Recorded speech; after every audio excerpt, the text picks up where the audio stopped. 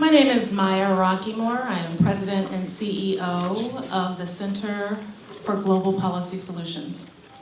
We're a think tank and action organization based here in Washington, D.C., and our mission is to drive society toward inclusion. We're focused on boosting opportunities for economically vulnerable populations across the country. And we do that through a focus on health, education, wealth, civic success, and digital inclusion. And we're particularly interested at the intersection of class, race, gender, geography, age. We really actually look at it all. So you might be wondering why we're here today talking about driverless cars. Let me give you a little bit of background about how we got interested in this subject. Whether you go to a city, whether you go to San Francisco or here in DC or New York, increasingly you're finding restaurants, fast food restaurants if you will, that actually have no frontline workers. You can go in and put your order on an iPad and then your order comes out of a wall and you never interact with a human being. Now, Americans have become used to this in the supermarket checkout counter, seeing automated stands where they can actually self-check their groceries. But now that we're actually seeing it in restaurants and other spaces and places, it's becoming more apparent that something truly different is happening in terms of technology and the future of work. So out of curiosity, we decided to dig into this issue. And what we found are fascinating studies that are showing that we are indeed becoming an automation nation. That not only globalization has been the issue that has confronted American workers in terms of their jobs, but increasingly technology is encroaching on job opportunities for American workers. And so we wanted to understand the impact. And we do know that the impact can be large. There is one widely cited study that estimates that within the next 20 years, the American labor market could additionally lose an additional 47% of American jobs to automation. The implications are vast.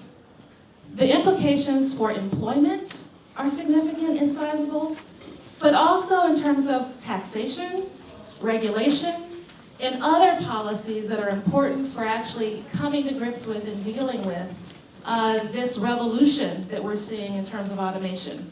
Artificial intelligence, machine learning, all of these facets and new technologies that are actually changing the paradigm, if you will, right before our eyes. And then, of course, you see the headlines. Tesla's cars that are, driving with technology that requires little intervention from the drivers. Uber piloting their new driverless car technology in Pittsburgh. And Google, testing their driverless cars throughout the streets in California and other places. So we know that this is happening, and we know that the intense competition amongst firms is real, based on those headlines. But we weren't getting a lot of information about what the advent of automated vehicles would mean for the U.S. labor market. We were particularly curious about what it would mean for truck drivers, taxi drivers, chauffeurs, bus drivers, and also what the population groups who would be disproportionately impacted would look like. And so we did this study. It's called Stick Shift: Autonomous Vehicles, Driving Jobs, and the Future of Work. And what we found is pretty clear. If there is a rapid transition to autonomous vehicle technology, we will actually see more than 4 million jobs lost in this nation. Now, there's all kinds of questions about what does this mean. And we're talking about if the transition to driverless cars is actually at its maximum efficiency, meaning that there is no necessary assist from human beings, level 5 technology, if you will, then, and if it's done rapidly, we could see more than 4 million jobs lost in this country. And this is among, we looked at truck drivers and delivery drivers who are the vast majority of those who are actually driving on America's roads, 77% of American drivers, professional drivers, are truck drivers and delivery car drivers. We also understood that this loss would be significant amongst bus drivers and also taxi and chauffeur drivers. And you can see here from the slides what the distribution of those drivers look like. We also looked at what this would mean in terms of pay. And we found that delivery and truck drivers, of course, have the highest pay and would experience a significant loss. And of course, so would the other drivers. But it's important to understand that for this population, these wages are actually a pretty decent wage. So much so that when we looked at it by race and ethnicity, we found that overall, white truck drivers and white drivers generally are the majority of drivers on the road. In fact, white men are the numerical majority of those drivers and would experience a significant hit if we had a rapid transition to autonomous vehicles. Yet, people of color, African Americans, Latinos, Native Americans, would be disproportionately harmed too. Why? Because they are actually overrepresented in these driving occupations compared to their presence in the overall economy and compared to non-driving jobs. And not only that, but they experience a driving premium. What is that? A driving premium is what you get when you actually have better wages from driving than you would from other non-driving jobs. And our research found that African Americans, Latinos, and Native Americans actually experience a driving premium from these jobs. Not only do they rely more on driving jobs, they actually experience a driving premium. And the combination of that heavy reliance on jobs, and the economic benefit that they get from those driving jobs would have a devastating impact on these drivers should they lose their jobs to autonomous vehicles. So again, driving jobs are well-paying, blue-collar jobs, and they're well-paying primarily because most of the drivers on the roads have less than a college degree. In fact, 93% of America's drivers have less than a college degree. And that is a pretty significant finding or fact because the question becomes, if we have to deal with a transition where more than 4 million jobs are lost, how do you go about training people who are oftentimes in the prime of their life or older adults who are doing these driving jobs, and yet they have less than a college degree, with the knowledge that our entire economy is becoming more efficient in terms of adaptation of technology and autonomous technology at that. How do you actually retrain and place these kinds of workers? Next slide, please. We also wanted to understand what the distribution of job loss or the impact of job loss would be by regions of the country, by states. And what we found is that, as you might imagine, the states that are most populous, states like California, New York, Florida, and Texas, have the most drivers. And yet when we looked at it by the percentage reliance, meaning the states that actually had workers that had an over-reliance on driving jobs, we found a different distribution, and that is the slide that you see here. The lower number states, the states with the lowest numbers, those orangish, reddish states that you see on the screen, are those states that would have a disproportionately negative impact. They would be disproportionately hit by driverless vehicles. These states include states like Indiana, Iowa, West Virginia, Arkansas, Mississippi, Wyoming, Idaho, North Dakota. These states are vulnerable for two reasons. One, they have a disproportionate number of workers who work in the driving industry. And two, these workers also earn a driving premium from driving jobs, meaning that they earn more from their driving jobs than they would from non-driving jobs. So the economic devastation for these states, and if you notice, many of them would be Midwestern and Southern states, would actually be devastating. And so, next slide, please. The question becomes, what do we do? First of all, we want to highlight that this is an issue that is almost already here. The technology is being perfected as we speak. And it's only a matter of time before it's actually out on the roads. And yet, you hear Silicon Valley and tech titans and other technology experts focused on the advent of autonomous vehicles and driving jobs and talking about its implications. And yet you're not hearing anything in Washington. Not at the scale that you would expect, given the possibility of the devastation it could create. And so we wanted to actually drive this conversation. And we're thankful that Representative Bobby Scott, the ranking member of the House Committee on Education and the Workforce, held this forum, and we're thankful for his staff for organizing this forum so we could explore some of these questions. The questions about policy, I think, are key.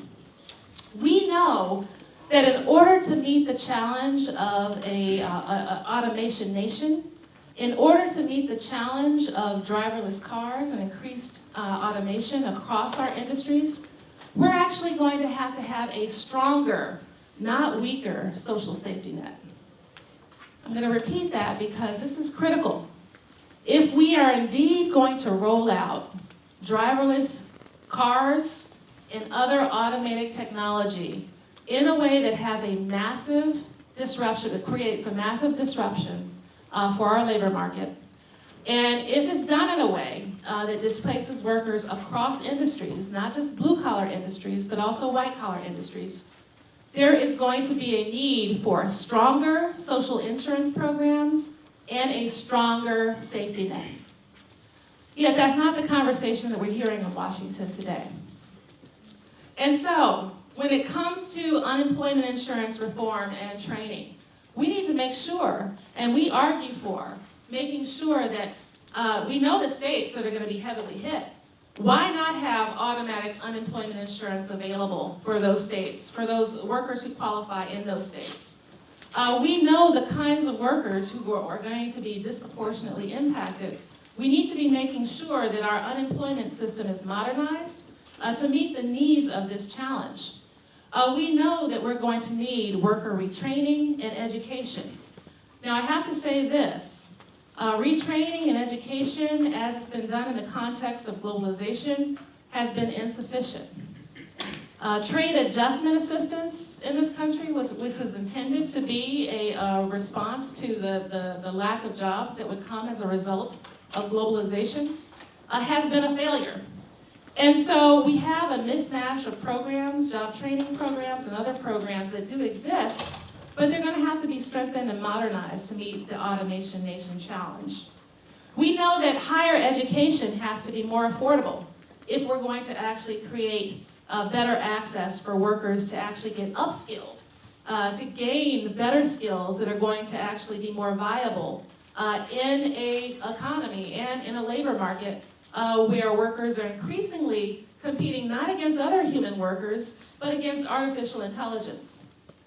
We also know that it's going to be important for workers to also be entrepreneurs. The power of entrepreneurship needs to be unleashed.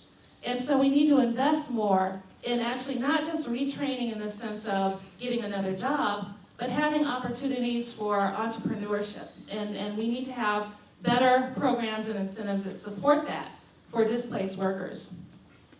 Certainly, one thing that I definitely want to highlight is that in the event of job loss due to automation, we also need an expanded social insurance network, meaning that we need a basic income. Now, there are some people that argue that we need to have a universal basic income. I disagree. A universal basic income basically gives a guaranteed amount of money to all workers in the United States, regardless of their income and regardless of whether or not they lost jobs to automation. It would also give the same amount to every worker, regardless of class or regardless of whether or not they're still employed. I would argue that a progressive basic income should be one way that we should be thinking about the future of work here in this country. And a progressive basic income would actually create basically a basic income as a social insurance program. And it would be distributed through the Social Security program. And it basically insures workers against the possibility of job loss due to automation. And it steps in when workers lose their jobs to automation. So, and it's progressively scaled, meaning that the amount of income that you get is actually tagged to the amount that you actually earned when you were in the labor market. And so there are creative ways that we should be thinking about this. And this is just our first exploration of the subject, and I thank you for your time.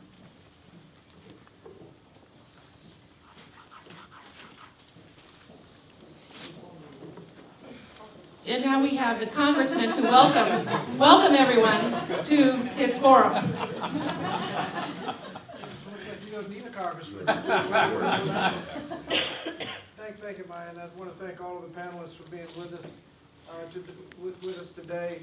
We have obviously the automation will have an impact on employment, and we need to see the pattern so we can get ahead of it. One of the things that we have noticed is that over the 40, 50 years ago, as productivity went up, wages went up. And for the last 20 or 30 years, as productivity has gone up, wages have been stagnant. And if productivity is going to go up with automation, we have to figure out a way that wages can go up to meet that. To meet that, and there are a lot of implications, and I think the members are here to listen to see, one, what the trends are going to be, and two, what we can do to get ahead of it. So I came to listen, I didn't come to talk, and so I want to thank all of the panelists for bringing this to our attention. If we don't do something now, we're going to be behind the curve, and a lot of people will be hurt unless we take proactive action. Thank you. Heidi? You know what? Let's just go down the road and everyone can do a couple of minutes. Thank you, Congressman, for including our organization. We're an umbrella organization that represents 32 unions in the transportation sector, both private and public sectors. So just about every impact that automation is likely to have in transportation is going to impact many of our members. I'm also a member of the U.S. DOT's Automation Federal Advisory Committee. As the only labor voice in the room, there are 25 people, many of them are tech titans, whose I think goal is to just keep the federal government out of their way. And our view is obviously entirely different. Automation for us isn't simply about driverless cars, although there's probably at least 3 million operators of trucks, buses, and car service, men and women at risk. It could be as high as 4, as Maya said. I think the challenge, though, is one that's about the role of government. Our government regulatory apparatus took decades to get it figured out as it relates to transportation. We're not dealing in the world of decades, we're dealing in the world of years. I believe much of this automation technology is on a 5 or 10 year horizon, with some of it inside of 5. What I keep saying, and I'll say it again, is when you use automation to help working people deliver better, safer, more secure services, whether it's cargo or passenger, then automation can play an incredibly important role. When it's used as a tool simply to kill jobs and millions of people into the unemployment lines, I think we've sort of lost our way as a country. And public policy leaders in this country on both sides of the aisle are going to face a fairly important moment. And that moment will be defined by whether or not we make all the wrong policy choices, or even worse, whether we make no policy choices at all, and simply allow Silicon Valley to determine the fate of an entire generation of workers. And the way they'll determine it is you have to understand where we start with this discussion as a backdrop. We have union rates at a historic low in this country, which means collective bargaining has been hollowed out by a very deliberate campaign by corporate America. We have wage stagnation and wage inequality at historically high levels. We have independent contractor abuses across our economy. The new titans of technology want to create these multi-billion-dollar companies and not have any employees. And when you're not an employee, that means you're subject to the whim of the market and the so-called non-employer to determine how you're going to make ends meet. Not only are the wages inadequate, but of course, as a non-employee, you get no benefits. So with that backdrop, now you have this challenge of a massive infusion of technology. Things that travel 600, 700, 800 miles an hour that don't contemplate many employees at all being involved. And so our role as the 32 unions in the transportation sector, joined by a 33rd down at the other end of the table, my friends at the Teamsters Union, is to figure out what is the right public policy response to all this. Safety and security issues are severely misrepresented and misunderstood in the current environment. And what's the labor policy of the United States? If extremists have their way in the think tank community, and if corporate America has its way, it's an economy with no unions. If you look what the rest of the world is doing, their labor policies are far more aggressive in places like Europe. In places like Europe, they're actually bringing up these basic income ideas. And in fact, I believe one country had a vote on one. I think it failed, but nonetheless, they had a vote. In some of those countries, collective bargaining rates are as high as 30, 40, 50, 60, 70%, which means when you talk to your neighbor, that person has about a 5 in 10 chance of being in a union. When you talk to your neighbor here in America, there's a better than 9 in 10 chance that that person's not only not in a union, but is in a family that's never been in one. So we believe that universal basic income is not the solution. We believe collective bargaining is. We believe if we could ever have a renaissance in America, we return this to a country that actually gives people the right to bargain for good wages and benefits. That doesn't offset automation job losses, but it gives more working people a chance to fight for better jobs, better wages, better training. If you think about the training history of this country, much of it is embedded in the rise of the labor movement that brought along some incredible training programs that trained, retrained, and replaced people into professions. So since I've already gone a couple minutes over my time, I will be quiet there. I could probably go on too long, then I'd never be invited back. So thank you, appreciate it. Good afternoon, everyone. No, I do believe in call and response. So good afternoon, everyone. Thank you. I will try to be brief. I like engagement. So how many of you remember the movie Total Recall with Arnold Schwarzenegger? You may recall that there were contradictions in that movie with respect to automation. When he jumped into the cab, it was a Johnny cab, which was an automated cab that he could rip the figure off and drive himself. Yet when they showed him doing construction work, it looked the same as it does today. And fast forward, when he was on Mars, the cab drivers were actually human, Martian, or some combination thereof. My guess is that the future of application of automation will look similar to Total Recall. There will be some things in which our projections will be completely on the money, and there will be a number of other things that we do that don't look completely different than the way we do them today. And think about when you go into a CVS store. Many people will take advantage of the automation and do a self-checkout, but many more will look for that human interaction, however brief, and will wait in a line to be served by a human. I think the impulse for human interaction will function as a part break, if you will, on the implementation of automation.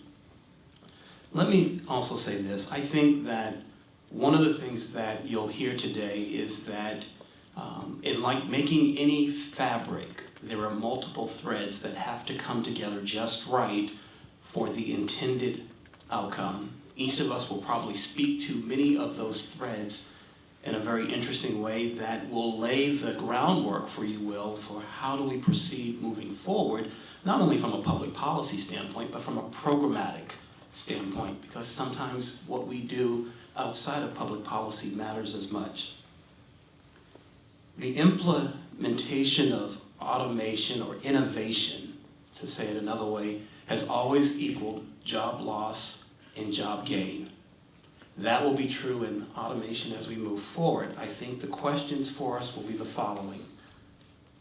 How do we prepare today, not only to meet the needs of those who will be displaced tomorrow, but equally importantly from the perspective of the National Urban League, how do we prepare today to ensure that those who were never placed in the first instance actually have an opportunity to play a meaningful part in that economy of tomorrow? And so I look forward to the conversation. We'll stop there.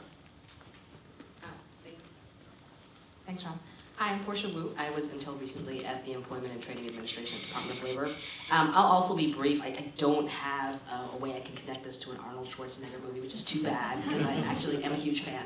But I think that some of the questions that my co-panelists have already raised, and thank you, Congressman Scott, for having us here. I think this is a very timely conversation and a very, it's hard to determine exactly the pace at which this is going to come, but we all know it's going to be on us before we know it. And I think some of the questions my panelists have raised have already teed up the issue very well. You know, we can't know, are there going to be more jobs, are there going to be fewer jobs? But I think we can know that there are certainly going to be jobs that require different sets of skills than the people who are about to lose these jobs.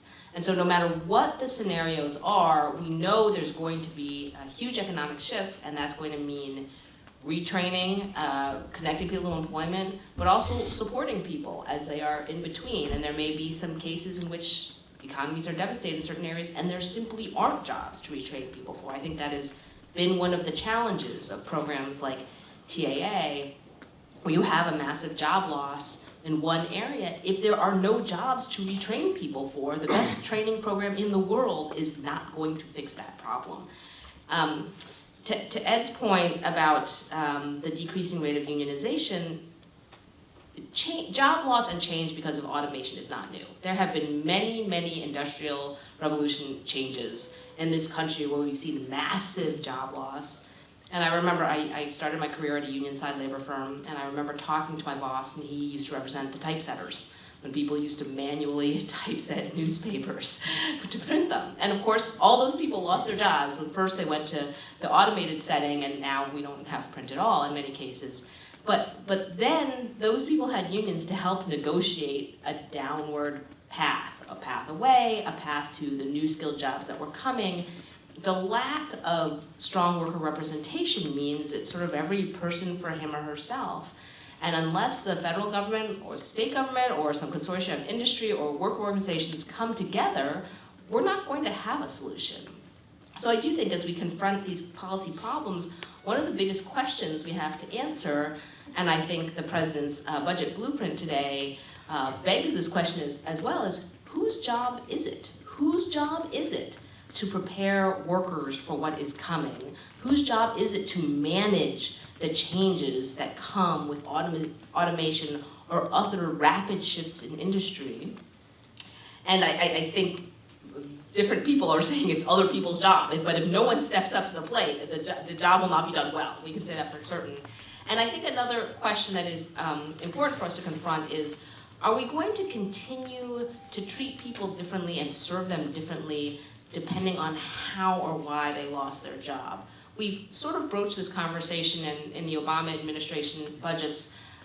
It didn't go very far, but the question of, does it have to be because of trade or because of globalization or some other major economic shift? Trying to sort of parse out, oh, we're only going to help people if they lost their jobs for these specific reasons and they can prove it happened in these specific ways, that eats up a huge number of resources. And also I think it will mean we're always behind the curve because our economy changes faster than we can sometimes think of those ideas. So I'll turn it over to Sam and look forward to discussion. awesome. I don't know how many Arnold Schwarzenegger references, but on the flip side, I'm looking forward to the informal part of this discussion, but put together some comments. Let me just read them real quick. Most people know who the Teamsters are, but let me just give you a refresher if you don't. Teamsters are the North America's largest transportation union. Most people think of us as truck drivers, but we also represent workers in basically every major transportation industry. Trucking, rail, airline, bus, transit, warehousing, ports, but also the mechanics and technicians and other professionals who service those vehicles and industries now in order to keep them running. About 600,000 of our 1.4 million members turn a key every day to start their morning. And over 250,000 Teamsters are represented under the largest single collective bargaining agreement in North America with UPS. That means our guys can be delivering you bakery goods to concrete, palletized material, your Amazon packages, or getting you to work on time and getting your kids to school. It's no surprise that these kind of issues, and along with Ed and everyone else here, are very personal and important to us. Now, to give you kind of a 30,000-foot view of our membership and our views on these kind of issues, our guys want to work. They don't want handouts. They don't want to stand in the way of progress either. They also know the benefits of some new technologies when implemented slowly and smartly can have on their jobs. Automatic braking systems, lane departure warning systems, speed limiters, electronic stability control, outward-facing cameras, all these technologies have helped save our members' lives and make our drivers' time on the job easier. But they also know firsthand what happens when governmental policies don't rein in reckless corporate interests or keep pace with the realities on the ground. It could be trade agreements offshoring jobs, pushes to federally preempt their meal and rest breaks, pushing them to drive bigger and heavier trucks even though they can tell you up and down that these things are dangerous and put other motorists in jeopardy as well as their own lives. And Congress will have a crucial role, in our opinion, to play to ensure that any automation and transportation technology doesn't come at the expense of our guys' safety or the livelihoods of the men and women who power this economy. Because they not only work on it, they spend and power it from the consumer side as well. We've worked tirelessly with many of you to make sure that our nation remains a stable place of good employment, safe working conditions, and for our entire union and our general president, the issue we're discussing today, we think, is the next major test. Right now, there is precedent for what everyone in this room, as well as on the regulatory and executive branch side, will have to do surrounding this technology. We already regulate the design and testing of vehicles that before they even get on the road. We credential and drug test the drivers on the commercial side before they're even allowed to operate. We set basic rules and protections for working conditions, whether it's hours of service regulations or elsewhere, that govern their day-to-day livelihoods and work. This should be no different, in our opinion. There needs to be a basic federal minimum standard over the operations and working conditions that come along with any sort of new automation technology. But look, from our standpoint, a majority of our members end up working in the commercial space. And it's important, with all the talk about automation technology, there's a highlight to basically cast a wide net and blur all these lines together. In reality, the different vehicles being driven and the sectors being discussed here, as well as the skills and experience of the drivers, the cargo being hauled, the business models being encompassed in the areas which these guys are operating in, are incredibly different. Automation technology on the commercial side, in our opinion, is not a one-size-fits-all type situation. Now, in some ways that may be a different case when it comes to your own personal passenger vehicle, but for all, I mean, we think these create enormous hurdles right now to any full-fledged automation across commercial driving, despite some idealist predictions and talk you may hear. We've been encouraged even to hear individuals in the trucking industry who seem to recognize the same fact, saying that their drivers are incredibly important, which I don't see as just a selfless kind of comment. But you also have to recognize the amount of time and money that companies have put into training our guys, along with our own programs, to make sure that these guys are incredibly competent and safe. To us, the driver is the most important piece of safety technology you can have. You don't throw that out. You don't throw the baby out with the bathwater just because there's a shiny new toy on the shelf. And just to kind of wrap it up, kind of overarchingly, for folks who aren't kind of familiar with the intricacies of the trucking industry in general, the issues facing a tank haul driver who is hauling volatile chemicals to a manufacturing facility in California is not going to be the same as a guy who's hauling SUVs from Lansing, Michigan, a Ford F-150 plant, which is also going to be a different type of technology and vehicle and working conditions that impacts a guy who's hauling a 53-foot trailer filled with dry goods across 4 or 5 different states. There's no existing technology we're aware of that could even come close to what a driver currently does and operates safely in that space. So look, we look forward to engaging in this discussion and highlighting ways we can prevent all this. Thank you, everyone. My name is Heidi Scherholtz, and I would first like to acknowledge Representative Ed Perlmutter of Colorado, joined us this afternoon. So I'm going to, I am an economist at the Economic Policy Institute. Up until January 20th, I was chief economist at the Department of Labor. I'm going to say a couple of very, very brief remarks about this from sort of an economics perspective, and then open it up to broader questions and answers. Okay, so I really appreciate these great remarks. And I feel like I'm kind of yelling. Is it okay? Okay. So, as Maya and others have pointed out, automation can and does lead to job loss for people who do jobs that then become automated. That can lead to extreme economic hardship and screaming anxiety for those workers. But I think it's also important to step back and note that it is actually not generally true that automation reduces the overall number of jobs in the economy. And it's sort of counterintuitive, and a way to think about that is the following. Think about it that employers invest in automation because it is cost effective. When they invest in something that's cost effective, they can provide goods and services at a cheaper price. When consumers buy something at a cheaper price, they then have money left over to demand other goods and services. So that reduced price increases demand for other goods and services. Who generates goods and services? Workers. So it generates jobs elsewhere. And the sort of number-wise, the overall automation, those new jobs that are created, tend to generally offset jobs that are lost by automation. So that's one point I want to make. And another point that I want to make is that what we are seeing right now is actually not a rapid economy-wide acceleration of automation and technology. And the way we know this is you can look at productivity data, which is where these things show up in the data.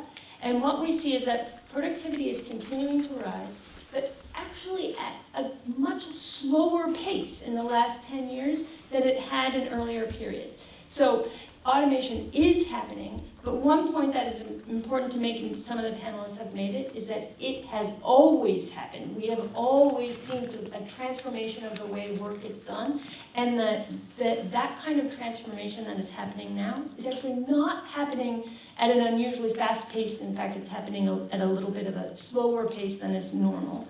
Okay, so those two sort of broader economic points that I want to make.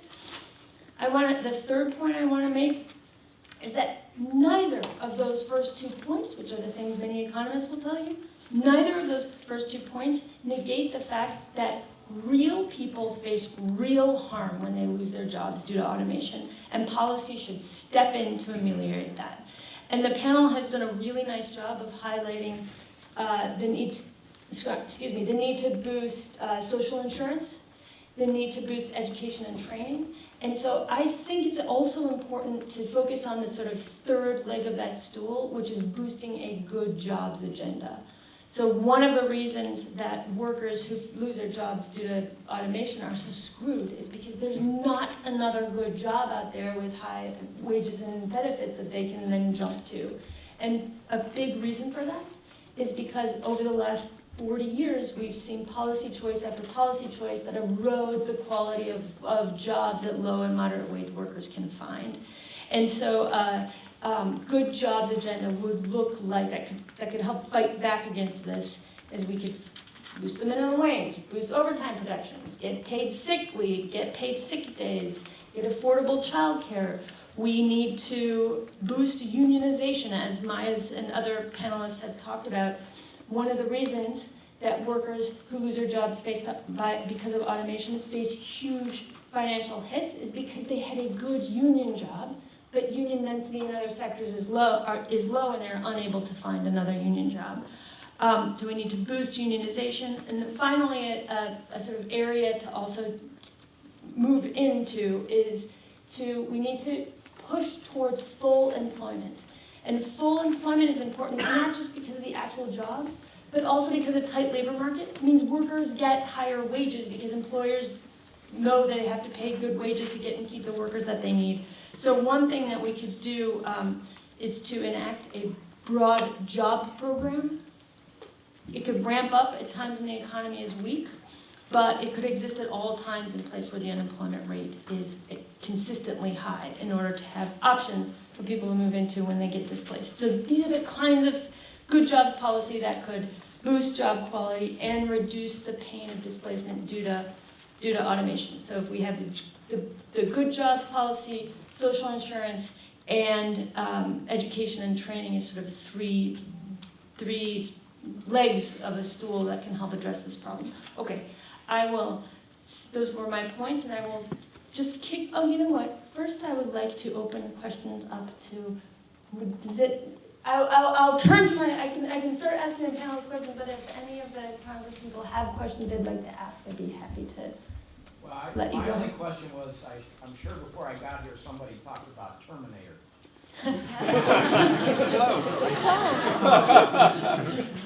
So, and I say that in jest, but not in jest.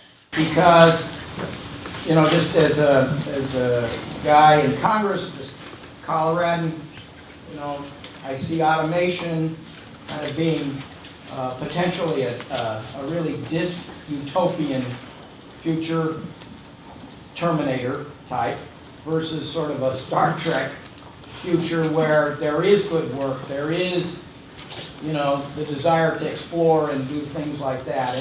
And I guess as a lawyer, I just saw that JP Morgan Chase came up with some kind of artificial intelligence program that substitutes every year 360,000 lawyer hours reviewing documents. So it isn't just trade, it isn't just truck drivers, it's professionals, it's across the board, and there's an anxiety that people feel because of that. So I only came in just after the universal basic income. I missed that conversation. So just, you know, this is something that the voters are anxious about. You know, it just isn't on the farms where, you know, we have so many fewer farmers because we got big equipment. It isn't Uber. It's across the board, and I think it's coming pretty fast. I'm surprised by your statistic that we're seeing less of that than would ordinarily be the case. Just more of a comment. So I didn't talk about the Terminator, but one of my colleagues did reference Arnold Schwarzenegger. I just want to say this.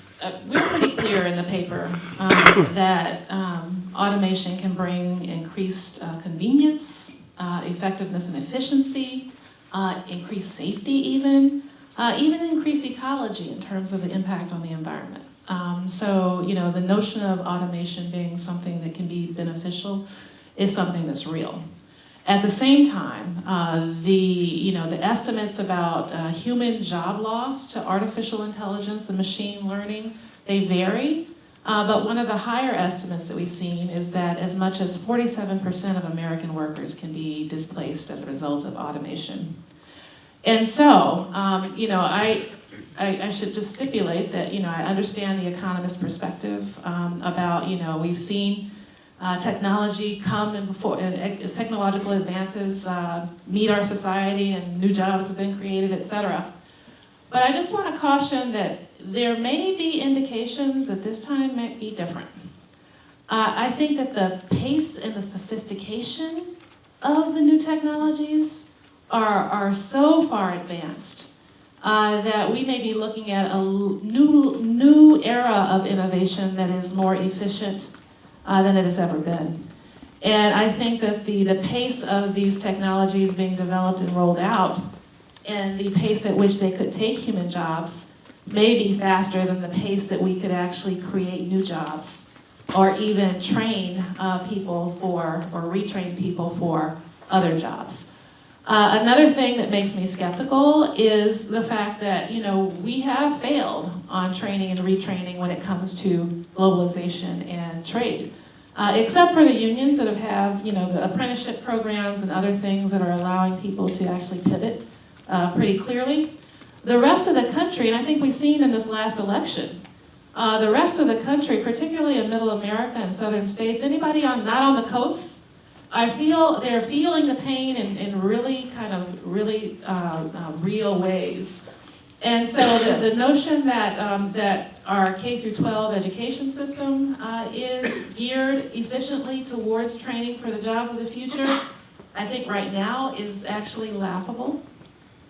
And then the notion that we actually have job training and retraining programs that are effective and efficient is also questionable.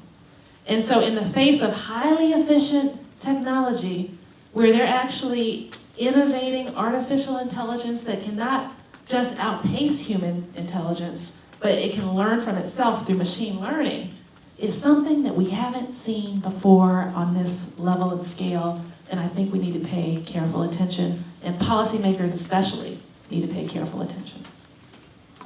If I could, those are great comments, and it's nice to see you, Congressman.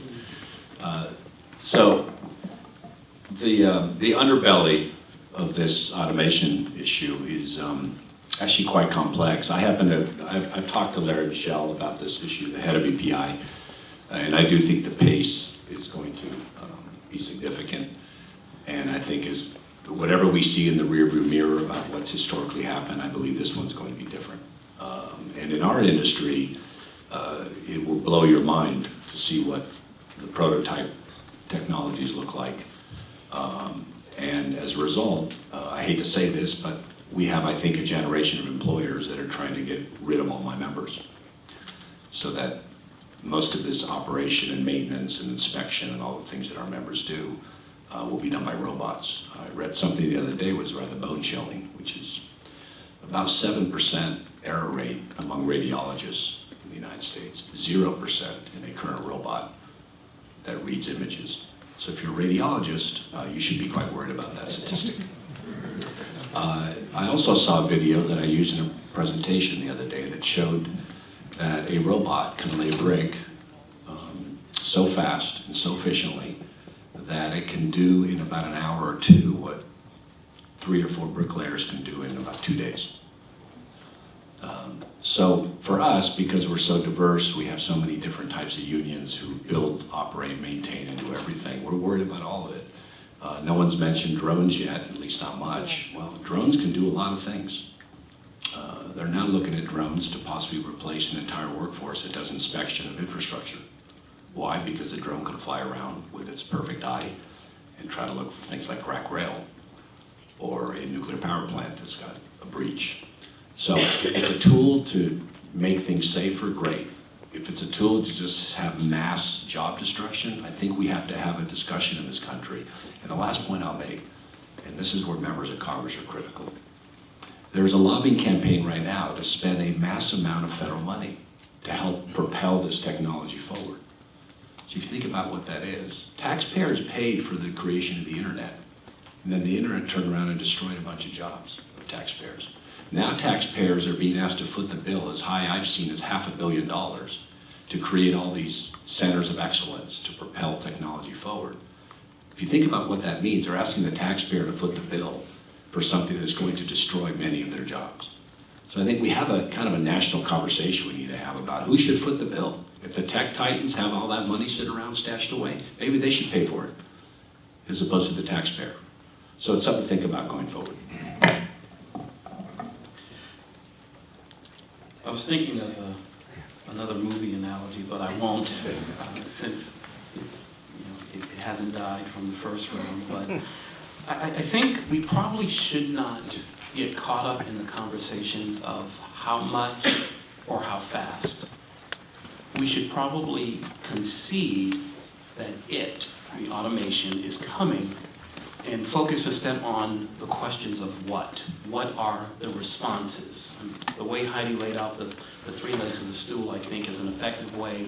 It's a different way of thinking about what I was trying to get at when I was talking about the threads and how the threads come together to form an effective protectant, if you will, as automation comes forward. It seems to me that part of this conversation, and I should confess up front that the National Urban League is actually a supporter of one of the new centers of excellence, the Advanced Robotics Manufacturing Institute in Carnegie Mellon. And the reason we expressed our support for it is, one, it was coming, and like Ed said, absent the conversation, nothing was preventing it from coming. But two, if it's coming, if in fact there are going to be job creation from the implementation of advanced robotics, seems to me part of the question is who will get those jobs? Who will be prepared to take them on? And from the National Urban League's perspective, and since I was the one who argued with Mark Moriel that we should be a supporter, for this reason, for too often the populations that were mentioned in the report, African Americans, Latinos, Native Americans, etc., have never been on the front end, if you will, of training for opportunities that are going to be here today and tomorrow. This became an opportunity to say, you know what, we want to know what those opportunities are. We will train people for them because for me, displacement, because I don't want to get into a versus conversation, let's just say for the sake of argument, displacement has a dual meaning. It means the person who's working today and is displaced from his or her job because of the advent of some sort of innovation, but it also means the person who never had an opportunity to be placed in the job in the first place because he or she was chronically unemployed or underemployed, and I'm concerned about both populations. I do believe that with folks like Ed and Portia and others, raising these questions today, we will start to frame what those policy and programmatic solutions are tomorrow. And I think that is the better place to be, even amidst while Ed is pushing for those conversations to take place. Because you know what, I've only met him now for 5-10 minutes, and he seems to be a pretty persistent kind of guy. So I think those conversations are going to take place. But if they don't go the way he wants them to go, I also know he has a backup plan that we're going to identify what those policy solutions are so that his members are less displaced, and when they are, they're actually able to get another job at a good wage that is unionized. And I'll be right there with him, making sure that I'm helping not only in the replacement, but in the initial placement. And again, I think if we spend our time focusing on the what, it becomes a very interesting, dynamic conversation that pulls our members of Congress along and starting to think prospectively, as Congressman Scott clearly already has in organizing this event. How do we think prospectively and mitigate opportunities that will also be there? Heidi, do you want to? Yeah. I can. Sorry. I know you probably want to get other questions into. I actually wanted to turn to you because Maya was talking about the challenges with the education and training system. And so we do know already we know there's significant obstacles to retraining workers in declining industries. Is there anything that what we already have learned from that can teach us about what we need to do going forward? I do think there are a lot of learnings. I mean, first of all, the model that was developed in the TAA context, in some cases it's been moderately successful, but we have to understand, I think, that form of job loss isn't going to be necessarily the form of job loss that we have in other contexts, right? You have a whole plant closing, you know it's coming, the company's making a decision, they have some resources to continue supporting people, and there are federal and state coordinated efforts that can happen. I think Maya makes a great point, is that things are going faster and faster, and so for us to rely on a higher education system that goes semester by semester, and it takes you, potentially years and years to complete training in order to be able to get that good job, or for us to rely on a series of training programs that don't have clearly reported outcomes, where we are paying $20 billion a year in Pell for associate's degrees and less, but often people don't know what they're getting for the government's money or their own money in terms of job outcomes or placement. I mean, we really need to, and I like the way you put that, we have this sort of super efficient technology on the corporate side. We need to become much more efficient on the job training side as well, and I think Congress's action with reauthorizing the Workforce Innovation and Opportunity Act had some important foundational changes there, especially in terms of getting transparency about outcomes and really having a coordinated conversation at the state level. But we have to realize the federal dollars spent on workforce are a drop in the bucket, and it may be a much smaller drop this coming year. We'll have to see. But really, the United States always has this big picture tension. Is it the federal government's job or is it the state's job? We believe local businesses and local economies should be the greatest determiners of how we transition in terms of skills. But this is a national conversation happening. We don't, as a country, do sort of federal economic planning the way some countries do, right? Some countries have this sort of big 5-year economic plan. They pick industries they're going to try to grow, and they have a coordinated national strategy to do that. We don't really do that the same way in this country, and it means that you sort of have each state out on its own, or individual groups of workers out on their own. And so I do think sort of having a coordinated national conversation is really important, and there are some great steps are being taken in terms of job training, but we need to find a way for the feedback loop to be much faster on the job training way in the same way that is becoming on the corporate efficiency side. Anybody else want to make any comments on that? I will. Sam, can I ask you a sort of going into another realm, but others can jump in on this too. What updates to the social safety net are needed to help workers in this kind of thing? I mean, I love the idea of using Social Security as a model and, dealing with UI, and everyone is going to be displaced, potentially very quickly. But the other part of this is there needs to be buy-in from the actual individual companies who are reaping the financial benefits from increased efficiency and automation. I mean, there's no two ways about it. Even in a Social Security system, right? I mean, as we currently use it, the worker pays parts of their wages in, but the company matches that amount. To us, that needs to only be changed to a direction where the company is more responsible for sharing the gains that they are now getting with their individual employees.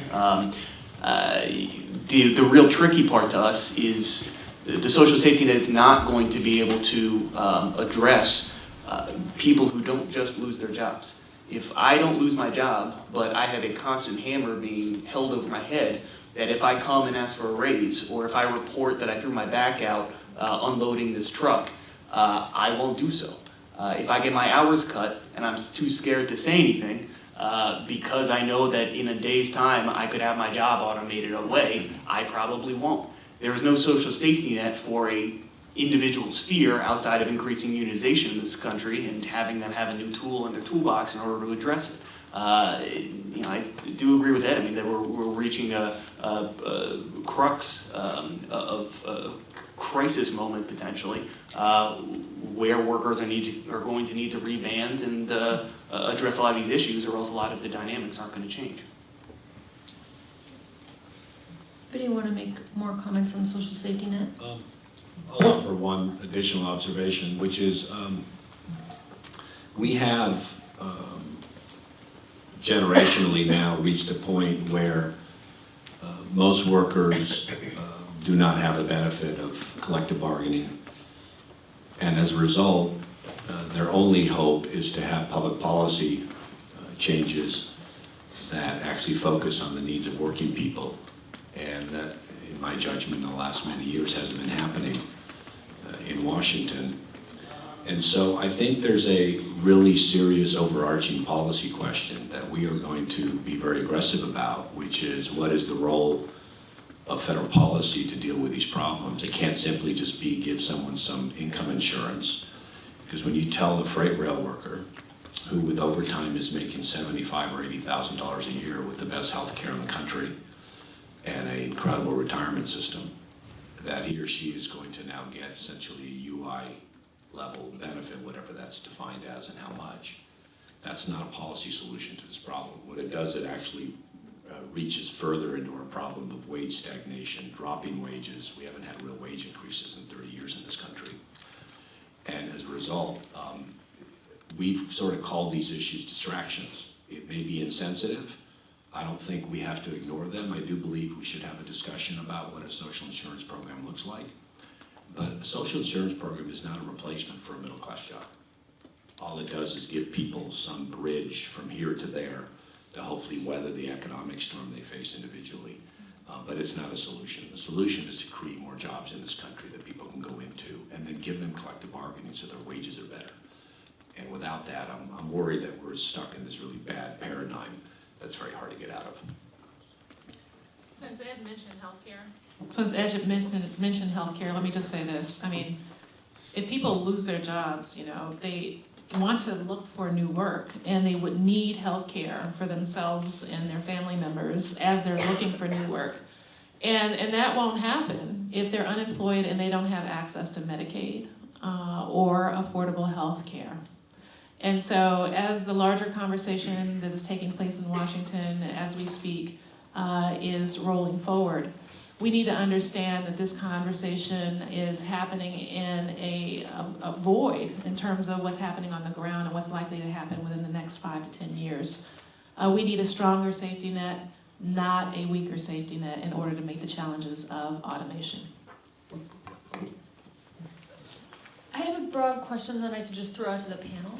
Has anyone looked at the budget that was dropped today in a way that could inform or is interesting in this conversation? Yeah, I did. So I went to the Department of Labor's, the one page, actually. So they are reducing funding for ineffective, duplicative, and peripheral job training grants. As a part of this, they are actually eliminating the Senior Community Services Employment Program. They're calling it ineffective. And I should mention that a lot of drivers are older adults. They are improving the Job Corps program for disadvantaged youth by closing centers that they claim do a poor job of educating and preparing students for jobs. They are decreasing federal support for job training and employment service formula grants, shifting more responsibility for funding these services to states, localities, and employers. So what we see is as we're having this conversation about automation and the future of work, the very kinds of programs and the infrastructure that's needed in order to ensure that we have resources in order to meet the challenge are being dismantled as we speak. Heidi, I'll add to that. I mean, I think that gets to my question of whose job is it? This budget says it's not our job as a federal government to do this. So whose job is it then? And I guess I would just add to that, in that, since the advent of WIA, now WIOA, the states have essentially said it's not their job either, and instead have relied upon the federal government to fund public workforce development services. And when I was in Massachusetts, one of the things that I argued unsuccessfully, which is why I'm in New York, was that there really needed to be a compact between the federal government and the state governments, and that the federal government, what they've designed in WIA and now WIOA, is a great baseline model. It is excellent at doing what it was designed to do. What it is not as strong at doing was meeting the needs of the chronically unemployed and underemployed, meeting the needs of those who were displaced and found it very difficult to get back in the marketplace and became the long-term unemployed, and we discovered that with very real negative consequences coming out of the Great Recession.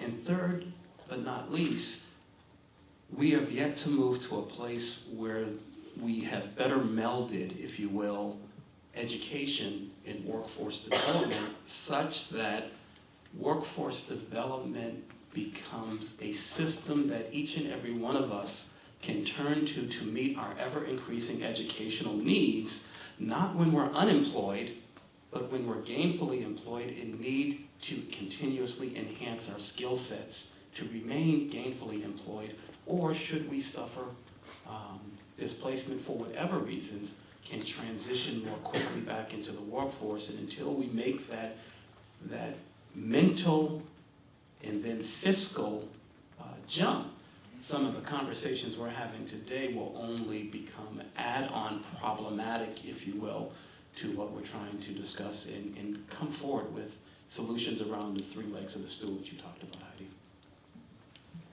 I'm going to ask one more question to the panel and then open it up so everybody can start preparing your questions.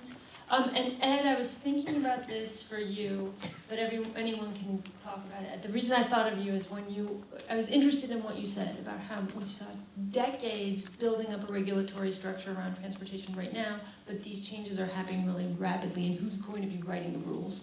And I was just wondering if you could talk about, other panelists also can talk about what are regs, laws, either current or future, that we need in order to help protect workers' rights and wages as these changes happen.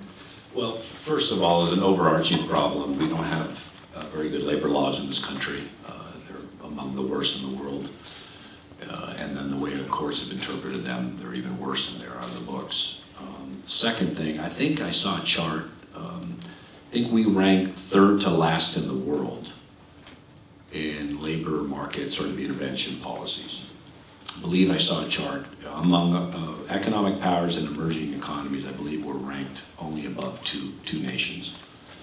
And they do that through a percentage of GDP, I believe, although I'm not sure what the measurements are. And when I was talking about the federal apparatus, and Sam knows this, it's taken decades for our government to get the transportation safety apparatus right. It's taken, since 9/11, more than a decade for our government to get the security protocols in place. They're still not perfect, but they're better than they were. And we don't really have strong labor policy foundation to stand on right now, primarily because of what's been a very concerted effort by those who don't care for unions to eliminate collective bargaining in the economy. And when I referred to it took decades, it did take decades for the regulatory regime that we have today to be built. The problem is that with the rapid expansion of high tech, a lot of these technology providers want themselves to be sort of these hip companies that run themselves out of an iPhone and don't want to be viewed as transportation carriers. So let me give you a good example. You have this massive network of public transportation systems in this country that are heavily regulated both by federal and state laws. But when you introduce Uber into those systems, they want to be sort of the last mile providers. They want to be these hip companies that pick you up, take you where you want to go. But they don't want to be regulated as public transit providers, yet they want to be part of the public transit systems in which they operate. So the federal apparatus isn't ready for this. And then you combine that with a labor apparatus that isn't ready for this massive job disruption. I think we have a lot of work to do with a mood in Washington, unfortunately, that's about rolling back regulations. We're seeing budget cuts in this budget as high as 30-35% in some federal programs. It's sort of hard to do this when you're slashing and burning the budget. I'll just add one more kind of specific example on that side is in terms of how we're already behind. I mean, not even just when it comes to new technologies coming. We represent port truck drivers, especially on the West Coast in this country. A lot of folks who actually operate in the ports driving trucks will get a longshoreman will drop a container from a vessel pulling into the port, drop it onto a truck, and that truck takes it, sometimes 50, sometimes 150, sometimes 200 miles down the road. They'll drop it off at a warehouse or somewhere else, or take it somewhere else within the actual terminal itself. A lot of these drivers, even though they don't set their own work schedules, they don't decide how much their truck is going to cost or what they're going to drive, are classified as independent contractors. At the end of the week, many times these drivers will end up owing money to the company that they are working for. They make negative money every week. That's because they have to pay for the fuel on their truck. That means that they have to pay sometimes for parking of the truck that's not even theirs. They're put into leasing schedules where they don't even own the vehicle, and at the end of the day, it's basically like a reverse mortgage on your house, except you never actually own the house in the first place. This is the kind of uphill battle we already face. And if the technology is going to change and complicate things, we really do need a complete reinvention of the entire way labor laws are dealing with this sector. If I could, just real quick on that point, and correct me if I'm wrong, the trucking industry is complaining that there is an insufficient supply of drivers, and part of that is because of the very factors Sam just outlined. If this was 1865 and these individuals were all African Americans, we'd call it for what it is, sharecropping. It is a form of sharecropping in which, yeah, you're working hard, you don't own, and because the rules are stacked against you, as hard as you work, you still owe, and you never get ahead. And the industry's complaining that they can't find workers, and that they're not the only industry. And so it's part of, again, the threads of the conversations that each of us need to be joining in league and having, so that we can figure out, because as soon as you solve one problem, if you're not having a total conversation, you're leaving 3 other problems still sitting on the wayside. And even to Heidi's question, let's have a conversation about what it means to have full employment. Because my friends in the economics field, or we'll just say the Federal Reserve, the way they've defined full employment leaves a whole lot of people who want to work sitting on the sideline and not counted in the same meaningful way that they should, because we've reached full employment. All right, let's go ahead and open it up. And could you please identify yourself? I'm Dana Marshall with Transnational Strategy Group. This has been a really interesting conversation. I came here to learn a little bit more about these challenges on automation and IT. My own background is much more on the international trade challenges and opportunities, so I was very glad that I think all the panel talked about the parallels, the things that we've learned because of mistakes that we've made there, or things that did not work, TAA, or being in thrall of some of the theological economic arguments that free trade is always good at any time, no matter what the effect might be. We've sort of learned those things to our regret.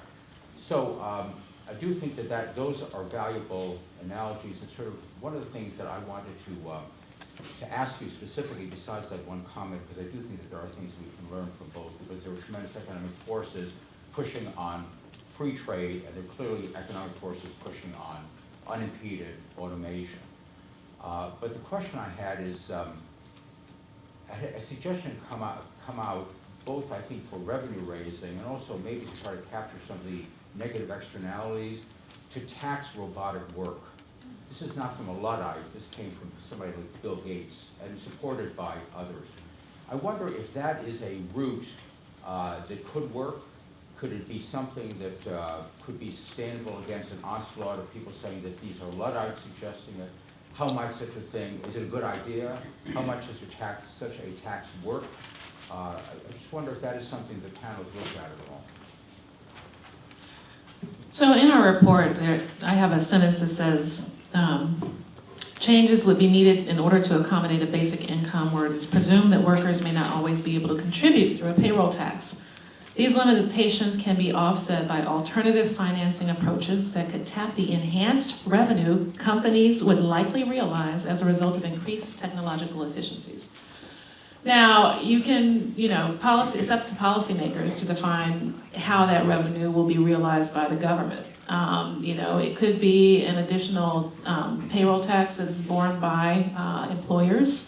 It could be a tax on robotics. The footnote that I actually had at the end of that sentence referenced Bill Gates's, robotics tax, but I know that some economists have a problem with that.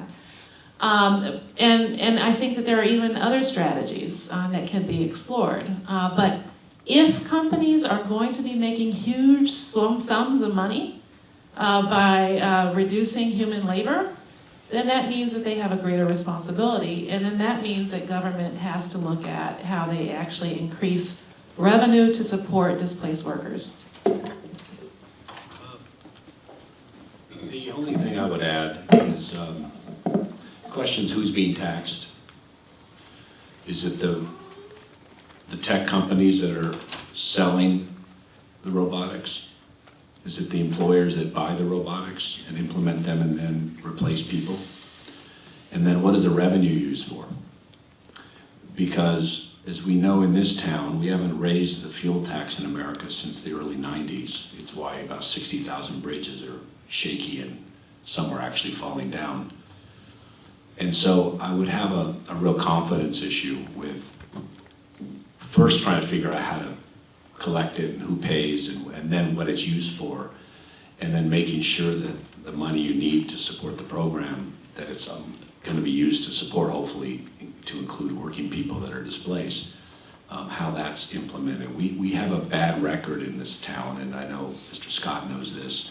We create all these trust funds, and then we don't use them for their purpose very well. And so you create another fund with a tax, and then you're just not sure how that plays out. But I do think, Bill Gates has figured out a few things pretty well over his life, so probably won't be ignored. It's obviously, I think, a fair conversation to have in the context of automation. Algernon, can you please identify yourself? Hi, I'm Algernon Austin. I'm with Demos. So, And he's one of the co-authors on this paper. yes. But there's a really, I think, interesting point or interesting opportunity potentially within the analysis of the paper, in that the one set of groups that are disproportionately going to be impacted are African Americans, Latinos, American Indians, rightly or wrongly traditionally associated with sort of blue state politics.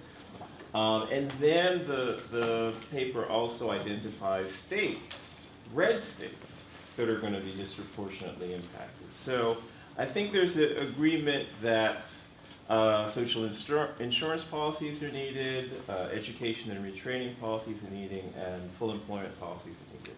So given that we're seeing both potential blue state as well as red state constituencies, which, in terms of the policy recommendations, which policy recommendations do you think has the most legs that can appeal to both the blue state politicians and the red state politicians?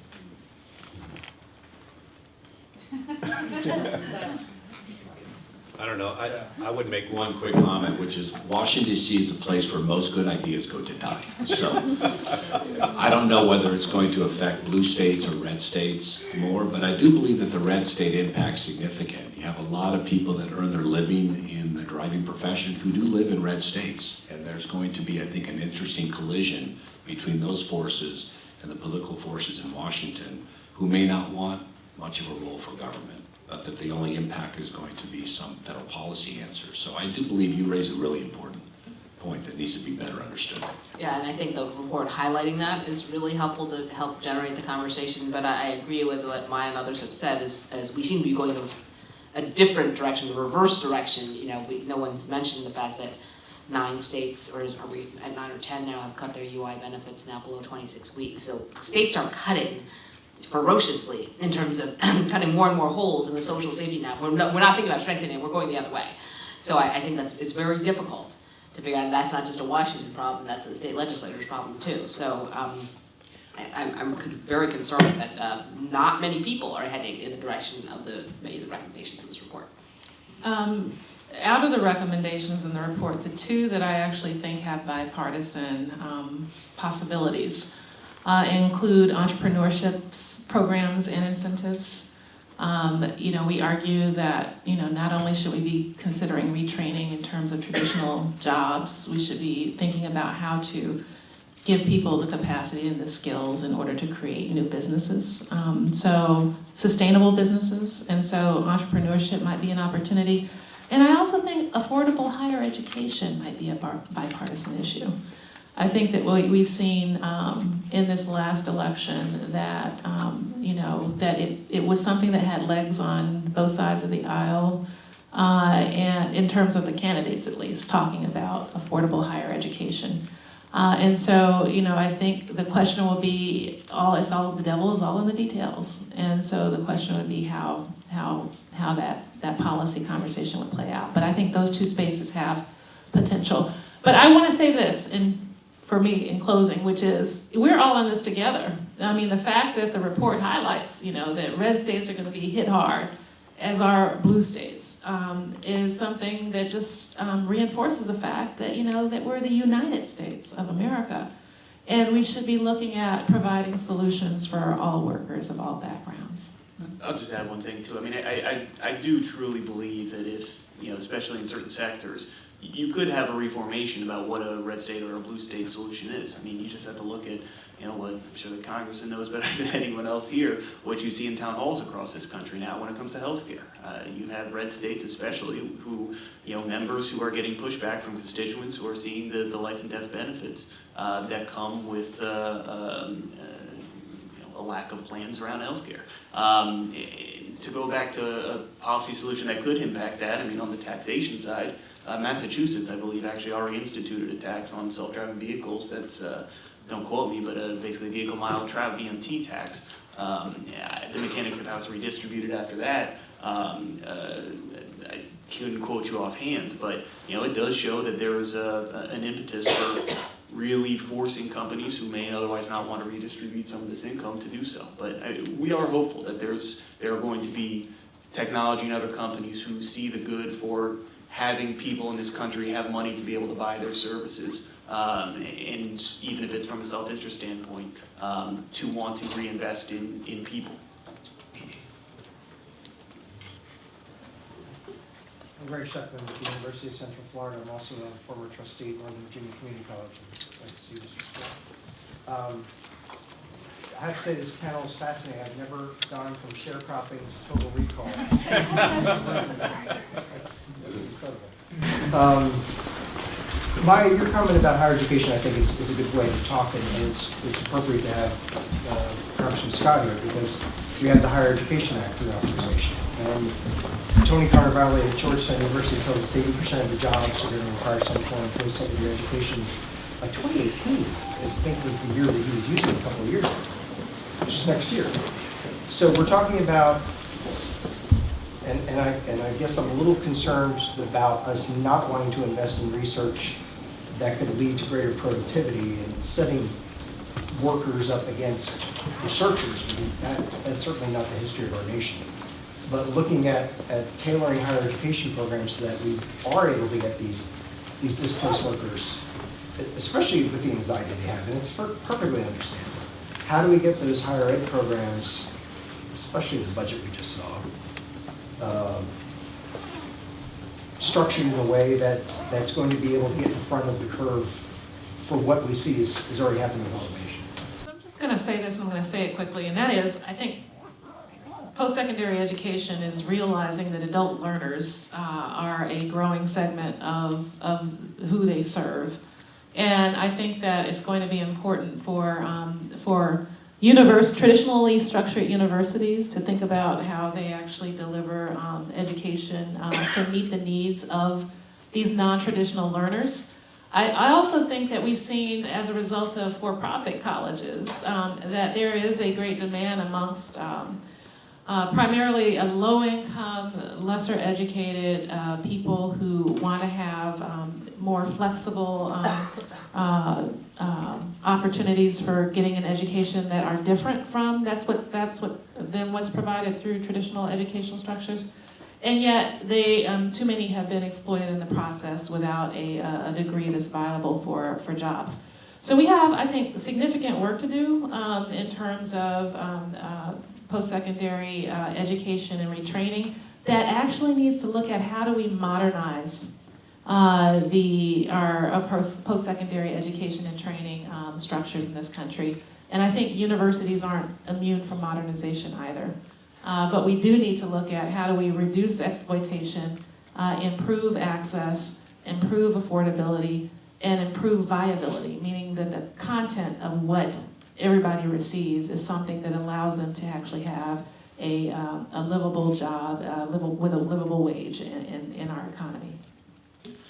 And if I can add on to that, I think that's why the outcomes is so important, because it's very difficult for us to sort of legislate at a federal level, oh, it should be like this, it should be like that. Models are always changing and evolving. Online education is changing and evolving.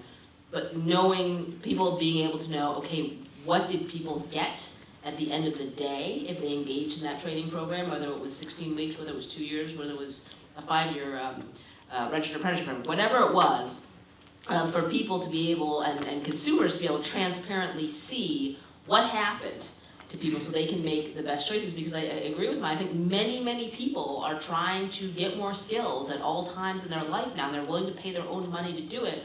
Unfortunately, for many people, they're not getting great outcomes. We will take one more question. And did I see Chris? Yeah. Good. Can you identify yourself? Diana Parr from Congressman Liu's office. I wanted to initially direct a question to Ms. Wu for, for the retraining effort. I think a lot of the people that need this the most, especially for the trucking businesses, is kind of that 30 to 55 age group, and the traditional higher education model doesn't necessarily fit with them. So I was wondering what you would suggest from a government perspective on what Congress should be looking at. Well, I think we have, Congress has recently reauthorized trade adjustment assistance, and I think there are differing opinions on how successful that can be. But we do know between that and some of the adult and dislocated worker training funds that are out there, I think you can see a picture that retraining can have an incredibly important role. It can be more and less successful. I think if you look at age ranges, for example, the success of a 40-year-old versus a 57-year-old might be different. Depending on how much education and background that person had, how many different jobs they had in the past. And also, frankly, to Heidi's point, you cannot substitute training for job creation. It can only help where there are jobs. But I do think that we do have some federal and state and other programs that focus on that retraining model.